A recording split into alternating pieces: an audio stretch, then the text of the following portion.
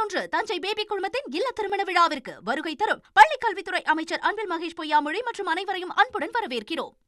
பிசியோதெரபிஸ்டுகள் தங்கள் பெயருக்கு பின்னால் டாக்டர் என்ற பட்டத்தை பயன்படுத்தக்கூடாது என்றும் அவர்கள் ஒன்றும் மருத்துவர்கள் அல்ல என்றும் பொது சுகாதாரத்துறை இயக்குநரகம் உத்தரவிட்டிருந்த நிலையில் பதிவு செய்யப்பட்ட மருத்துவ பயிற்சியாளர்கள் மட்டுமே டாக்டர் பட்டத்தை பயன்படுத்த வேண்டும் என்ற பொது சுகாதாரத்துறை இயக்குநரகத்தின் வழிகாட்டுதல்கள் குறித்த விவகாரம் பரிசீலனையில் இருப்பதாக கூறப்படுகிறது.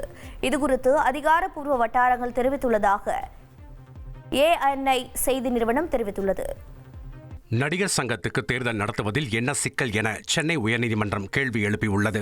தென்னிந்திய நடிகர் சங்கத்துக்கு புதிய கட்டடம் கட்டப்படுவதால் பதவிக்காலம் முடிந்த நிர்வாகிகளின் பொறுப்பு 3 ஆண்டுகளுக்கு நீட்டிக்கப்பட்டுள்ளது. இதையொட்டி நடிகர் சங்க பொதுக்குழு கூட்டத்தில் நிறைவேற்றப்பட்ட தீர்மானம் செல்லாது என நம்பிராஜன் என்ற உறுப்பினர் சென்னை உயர்நீதிமன்றத்தில் வழக்கு தாக்கல் செய்தார்.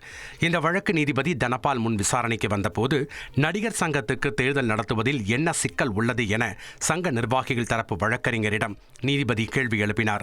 இதற்கு பதிலளித்த அவர், தேர்தல் நடத்துவதில் எந்த சிக்கலும் இல்லை என்றும் புதிய கட்டடம் கட்டும் பணி நடைபெற்று வருவதால் நிர்வாகிகளின் பதவிக்காலம் நீட்டிக்கப்பட்டிருப்பதாகவும் விளக்கமளித்தார்.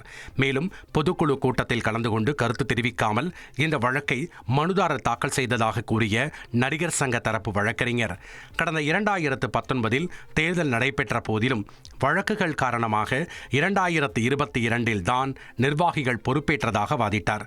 இதையடுத்து அடுத்த கட்ட விசாரணையை வரும் 15ஆம் தேதிக்கு நீதிபதி ஒத்திவைத்தார். செப்டம்பர் 11 தஞ்சை பேபி குழுமத்தின் இல்ல திருமண விழாவிற்கு வருகை தரும் பள்ளிக்கல்வித்துறை அமைச்சர் அன்பில் மகேஷ் பொய்யாமொழி மற்றும் அனைவரையும் அன்புடன் வரவேற்கிறோம்.